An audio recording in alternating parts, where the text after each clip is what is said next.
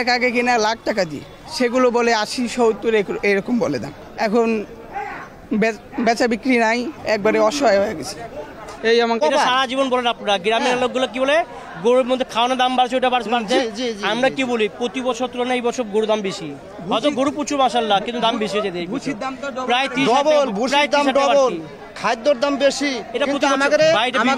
কিন্তু কৃষকের খুব কষ্ট। কিন্তু আমরা এই গরু যদি আমরা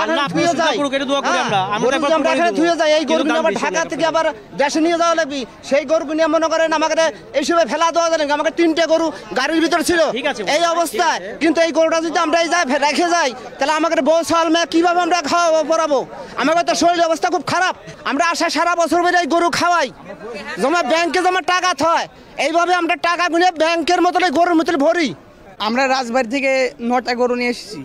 একটা গরু 2 লাখ 2.5 লাখ এরকম করে এনেছি কিনে, কিন্তু এগুলোর দাম এখন আসে বলছে 80,000, 90,000, 1 লাখ, 1,20,000। প্রত্যেক গরুতে 50,000, 60,000, 70,000 করে লস। একটা গরু বিক্রি করতে পারিনি। কাল রাত 10টায় এনেছি, মানে যে গরুর দাম 1,60,000 সেগুলো বলে 80। আমার বাবা এনেছে 2টো গরু বাড়ি থেকে অনেক আগে কিনা লাখ টাকা দিয়ে, সেগুলো বলে 80-70 এরকম বলে দাম। এখন বেচা বিক্রি নাই, একবারে অসহায় হয়ে গেছে। বাজার অনেক খারাপ। যে গরুর দাম ধরেন 1.5 লাখ টাকা, সে গরু বলছে 80,000, 90,000।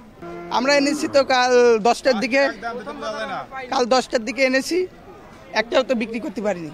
আমাদের অবস্থা অনেক খারাপ। ধরেন পয়লা অবস্থাতে গরু নামার সাথে 1 দাম 2 দাম না থাকলে গরু ছাড়া যায় না।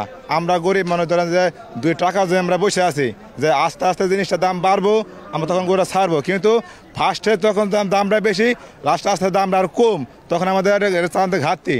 আমাদের গরু ধরেন যে আনলিফারে আমরা তো বাইরের দেশে আসি একটু কষ্টের জন্যই, যাতে 2 টাকা হয়, সেই জন্যই একটু 1 দাম 2 দাম দেওয়ার পরে 1 দিন 2 দিন যাওয়ার পরে তারপরে দেখি। কিন্তু এবার একবারেই আমাদের বাজার ডাউন। আমাদের গরু মানে 1.5 লাখ টাকার গরু বেচা লাগতেছে 80,000, 90,000, উপরে 1 লাখ। এই আমাকে সারা জীবন বলেন আপনারা গ্রামের লোকগুলো কি বলে গরুর মধ্যে খাওয়ানোর দাম বাড়ছে, ওটা বাড়ছে। আমরা কি বলি প্রতি বছর তুলনায় এই বছর গরুর দাম বেশি, হয়তো গরু প্রচুর মাশাআল্লাহ, কিন্তু দাম বেশি হয়ে যায়। প্রায় 30 খাদ্যর দাম বেশি, কিন্তু কৃষকের খুব কষ্ট। কিন্তু আমরা এই গরু যদি আমরা ধুয়ে যাই, এই গরু আবার ঢাকা থেকে আবার দেশে নিয়ে যাওয়া লাগবে। সেই গরু নিয়ে মনে করেন আমাকে এইসবে ফেলা দেওয়া যাবে। আমাকে 3টে গরু গাড়ির ভিতর ছিল এই অবস্থায়, কিন্তু এই গরুটা যদি আমরা এই রেখে যাই তাহলে আমাকে বউ সাল মেয়ে কিভাবে আমরা খাওয়াবো পড়াবো? আমাকে তো শরীর অবস্থা খুব খারাপ, শরীর অবস্থা খুব খারাপ। আমরা বললে হবে না তো। একটা গরুর দাম মনে করেন 2 লক্ষ টাকা, সেই গরু বিক্রি করছে 1.5 লক্ষ টাকা। হ্যাঁ, কিন্তু আমাদের বাধ্যগত ভাবে আমাকে গরু দিয়ে যেতে হবে। না দিয়ে গেলে আমরা কি করবো? এটা আমাদের গরু আমাকে ছেড়ে যেতে হবে। 1 কেজি ফিটির দাম হলো 70 টাকা। 1 কেজি ফিটির দাম 1 কেজি ভুসির দাম 50 থেকে 55 টাকা। একটা গরু 1 বছর পুষছি, একটা গরু পাশে কত টাকা খরচ যায়? আমরা ঠিকভাবে তার মূল্যায়ন পাইতেছি না। এটা বাস্তব। আমরা কৃষক, আমরা গরু বাছুর পুষি, আমরা সারা বছর ধরে এই গরু খাওয়াই, জমা ব্যাংকে জমা টাকা থয়, এইভাবে আমরা টাকা গুনে ব্যাংকের মতন গরুর মতন ভরি।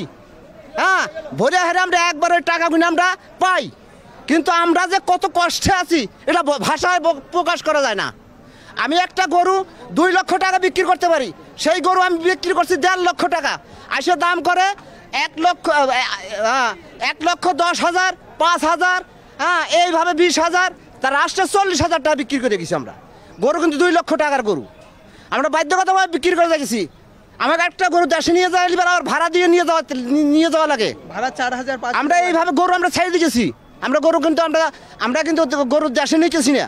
একটা গরু পুষতি, একটা মহিলা, একটা পুরুষের ঘাস খোল কত পরিশ্রম হয়, সারাটা রাত বের গরু পাওয়ার দিতে লাগে। এই অবস্থা আমরা আছি।